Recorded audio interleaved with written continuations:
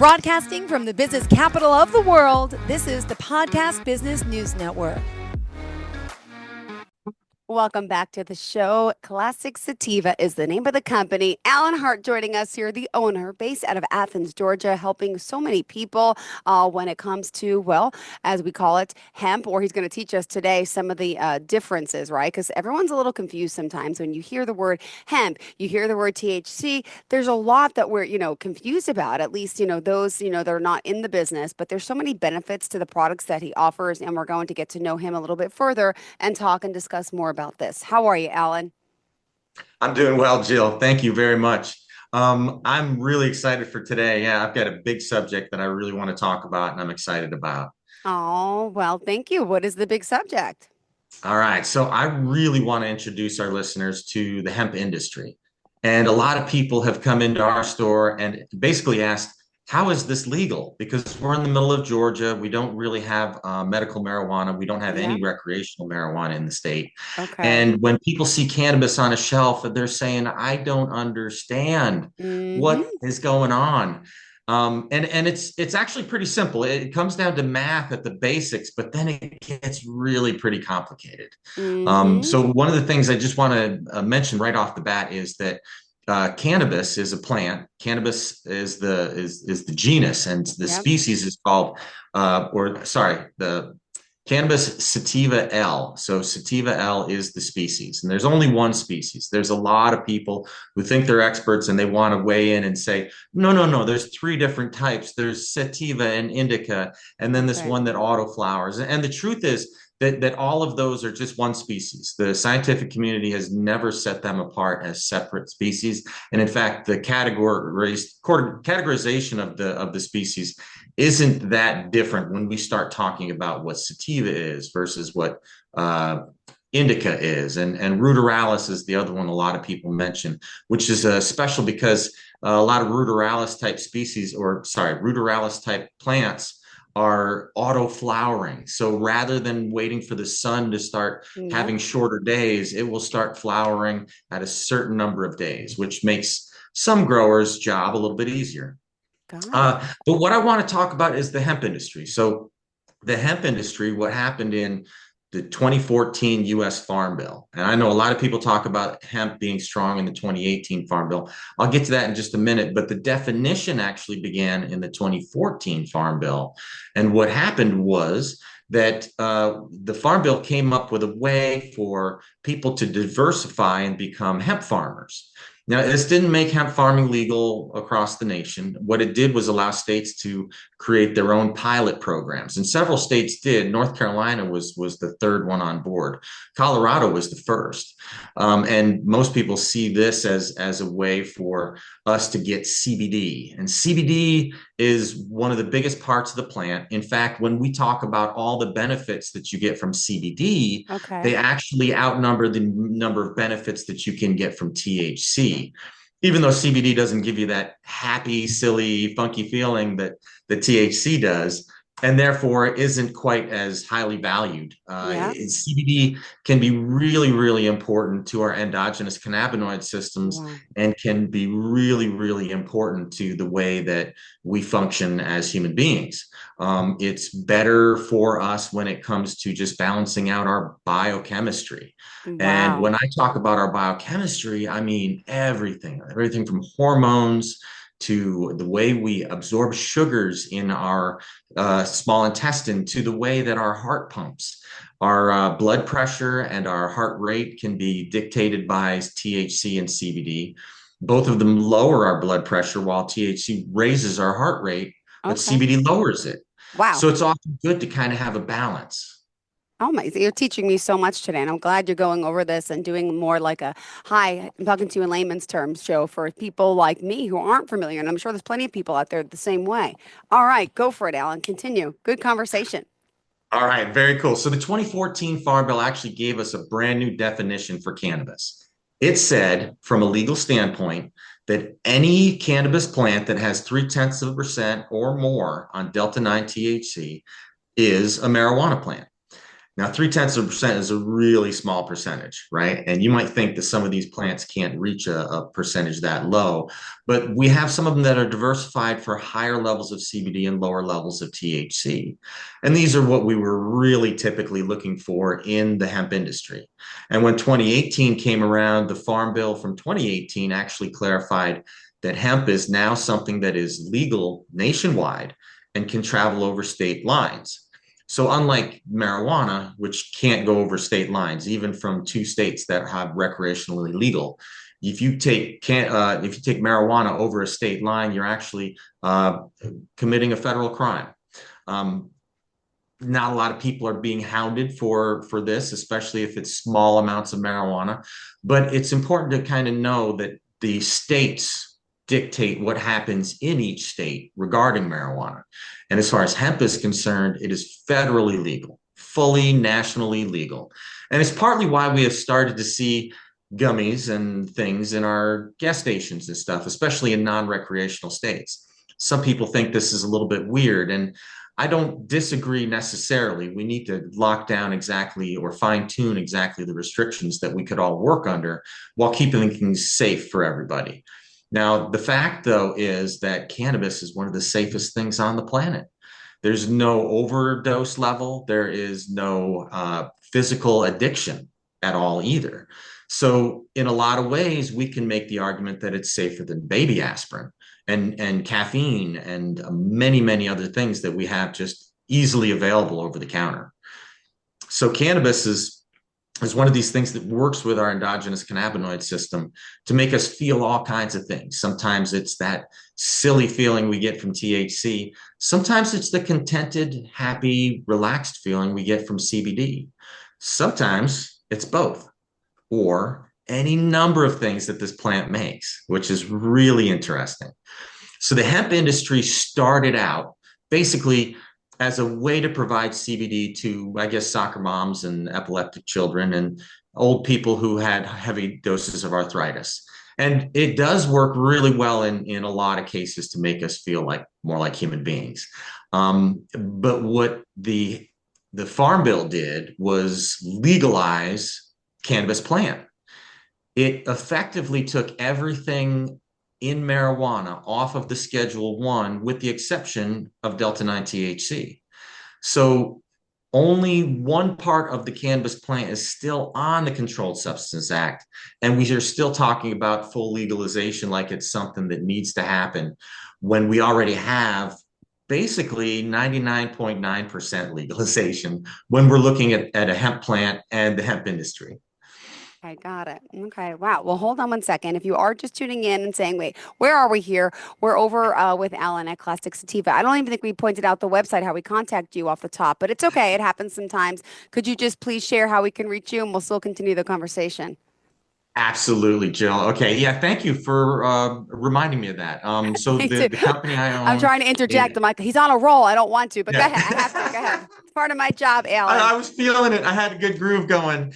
But yeah, no, let's check in because this is really kind of brought to you by my company, Classic Sativa, in Athens, Georgia. We are a hemp-based company where we provide CBD and THC as well as a lot of other cannabinoids that we're going to learn about to general public in the hemp environment.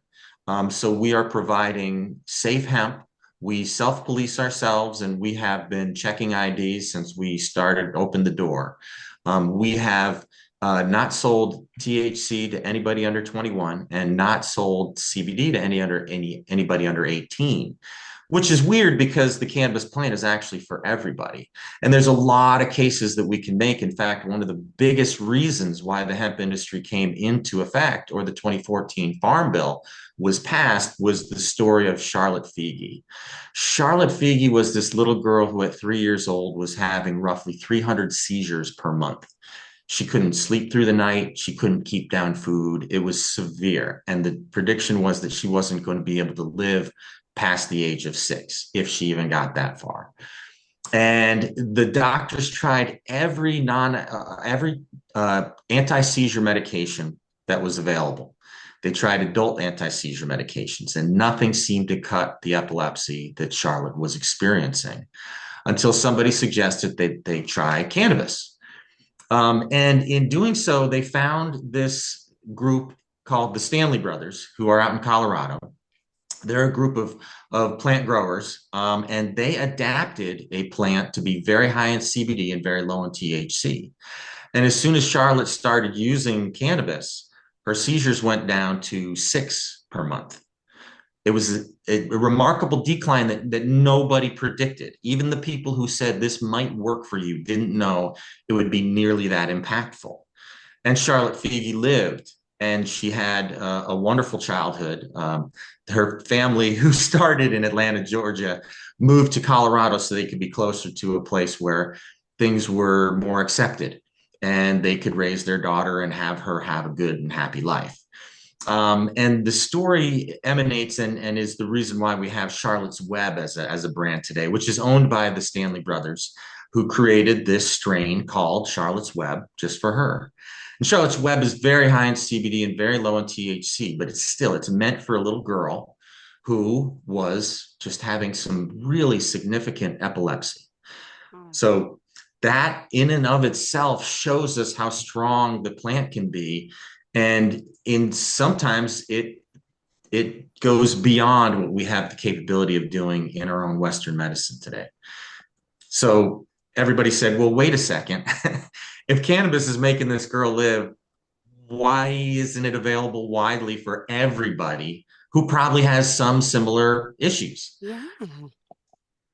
And thus brings us to the 2014 Farm Bill. Ah, good. Good segue. Tell us about that. All right, so the 2014 Farm Bill, as I mentioned before, gives us a definition of what is hemp and what is marijuana. And they both are the cannabis sativa L plant.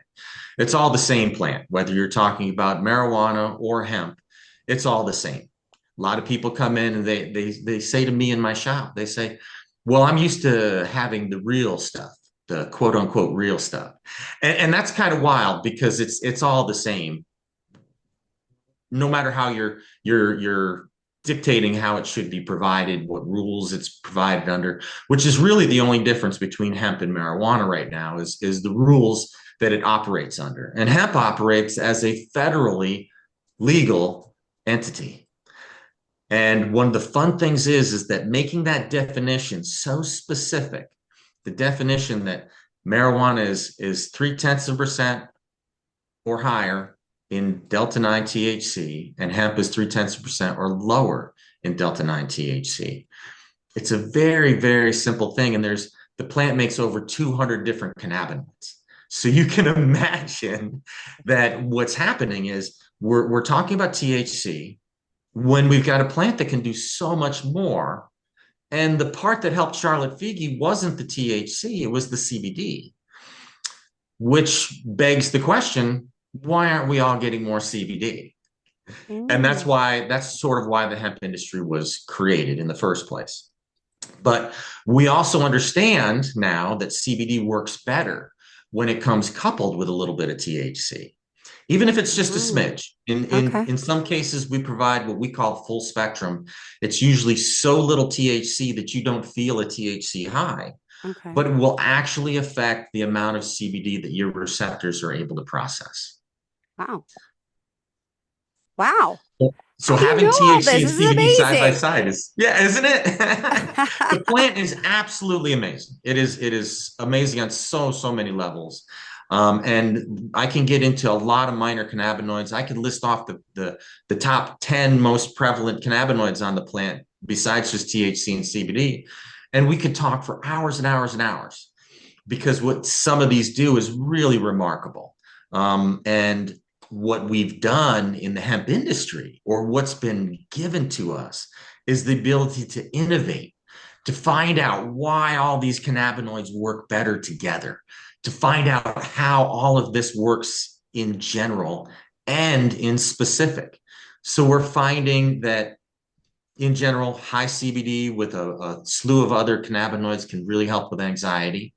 Adding a little extra THC might improve the way that you are affected by that. Adding a little more THC beyond that actually helps to affect our pain and dealing with a lot of the pain that we deal with from day to day, especially older people with arthritis. CBD topicals have been shown to stop pain right at the site where you rub them in. And we've had a number of people who come in. In fact, I want to share one story with you of this lady who was about 84 years old. And she came in at the request of her niece. Now, her niece is about my age, 50-ish. And she comes in, the two of them come in together, and the 84-year-old woman is on a walker. And we get her comfortably sat into a comfortable chair. We rub some salve, some CBD salve on her knees and her hands and her feet. And we talked to her about all the wonderful things that CBD can do. And after a while, I leave her just to sit, and she starts to feel a little better. And I'm about 15 feet away talking to her niece when she gets up and she walks over to us, and she stops before she says anything because she just realized that she's never taken a step in the past 4 years without the walker that she just left over by the chairs. So it was one of those revelation points. It was just like, hello, this is Wow. amazing. We're making people walk again. Yes. Oh my God, that is a beautiful story. And I'm assuming Thank you. she's still a client, right? Yes. She keeps Yeah, to coming this back for day. more. Wow.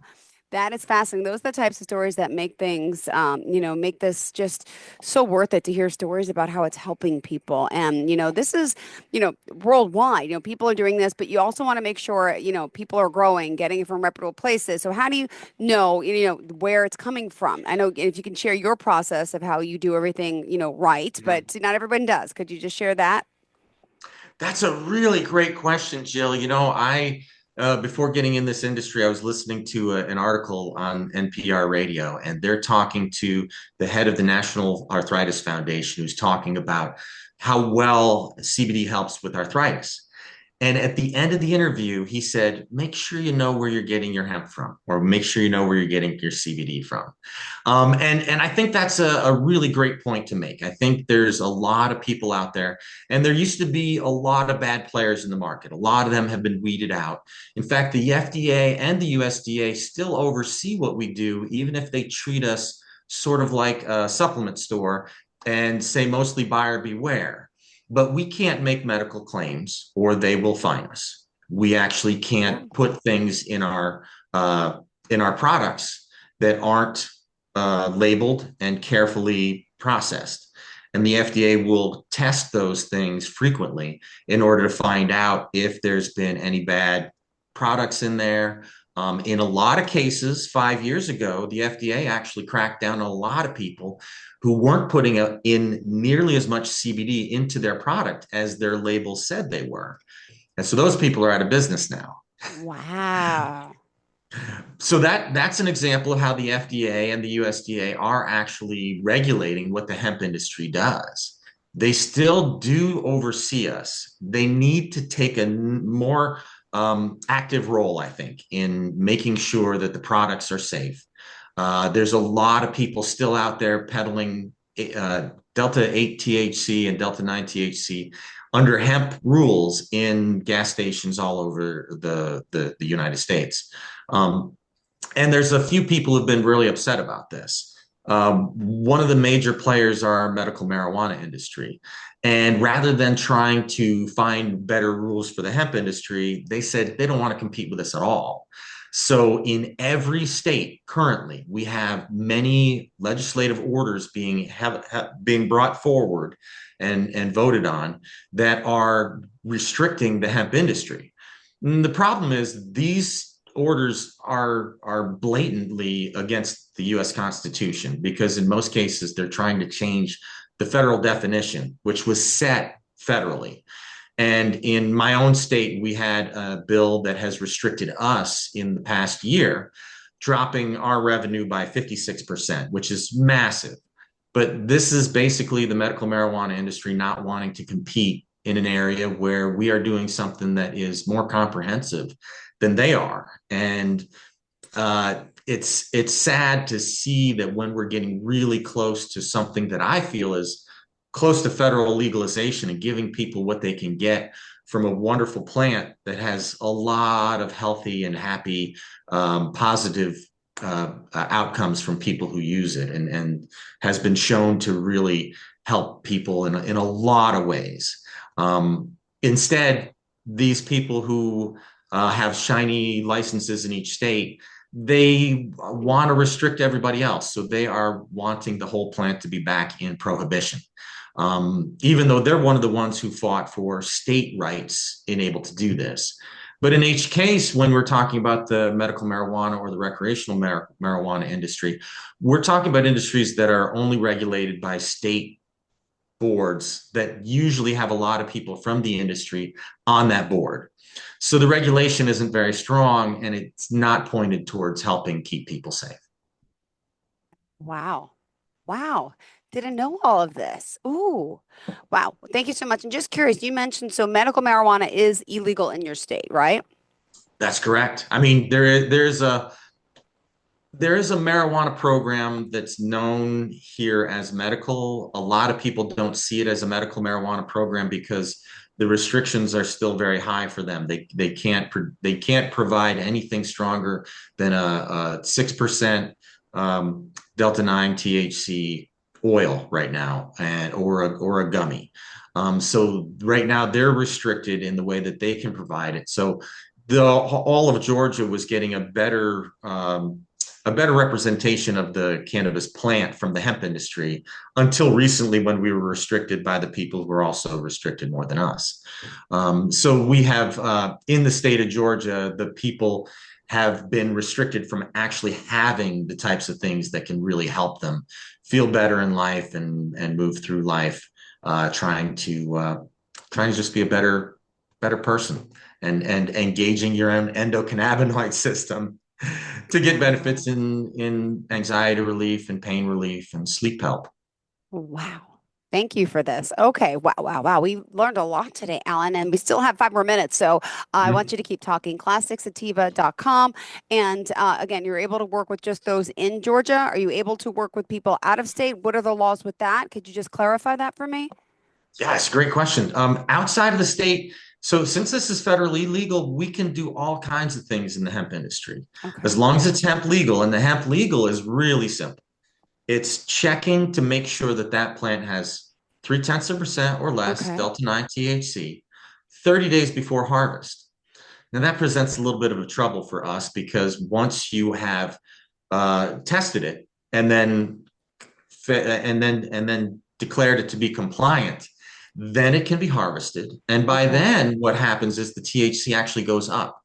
So what we Oh, have on our shelves isn't always exactly 0.3% or less. And in fact, that's not what the U.S. Farm Bill is telling us. The U.S. Farm Bill tells us that it has to be 0.3% or less at compliance testing, which is 30 days before harvest. Now, just like a green banana that you put on the shelf, it'll turn yellow. That THC will continue to process even after the plant has been harvested. So the wow. plant gets harvested, it gets dried, it gets cured. And in those drying and curing processes, THC actually goes up. So what we have on our shelves isn't always going to be 0.3% or less, which is a common misnomer. And most people in the law enforcement agencies don't even realize this. There, in some cases, overzealous law enforcement have broken in and raided hemp shops that have been doing things completely legal. They've commandeered flour off shelves and things and tested them to be higher than 0.3%, and then declared that these people were doing things illegally, when in a lot of cases they weren't. In some cases they were, but in most cases, those law enforcement officials had to give back the confiscated items, as well as pay fines. Wow. In most cases, law enforcement doesn't understand exactly what is going on. And that is partly where we need to codify and really fine tune the rules so that we can have an industry that everybody knows to be safe and effective. Beautifully said. Thank you so much. All right. And let's sum it up for today. Great conversation. Always so on point. And I love the fact he's a fellow New Yorker, born and bred. Um, and, living the Georgia life, though, still in the farm life in a sense, right? Your wife is a veterinarian, did you say? That's correct. Yeah, no, my wife is a veterinary professor at UGA, at the University of Georgia. Go Wow. Bulldogs. Yay! And I mean, oh my goodness, this is amazing. So you guys are both like in this medical helping field, which is great. Yeah. And do you guys have a lot of animals? Just curious. Oh my gosh, yeah, we have a 30-acre farm outside of Athens that has chickens and goats and horses and a couple dogs and cats roaming around too. That's awesome. All right. Well, thank you so much. If someone wants to reach out to you, tell us specifically how. Thank All you. right, so you can find us in the store in Athens, Georgia, Hmm. on Broad Street, 2361 West Broad Street in Athens. You can call us at the store. The number is 706-224-9505. Okay. And you can check out our website that is mostly still in development, but soon to be available with products for sale. And they can go over state lines like we talked about.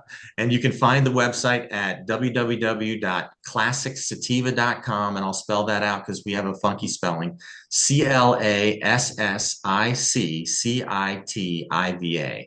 And that's not the common spelling for sativa either. Normally it's Sativa, but we crammed together the word city and sativa because we're from the classic city, Athens, Georgia. Beautiful. Thank you so much. Pleasure having you here. And we will connect again soon, I'm sure. Thanks so much. Enjoy the day. Wow. Lots of information, Thank you Alan. very much, Tim. Thank you. Bye bye.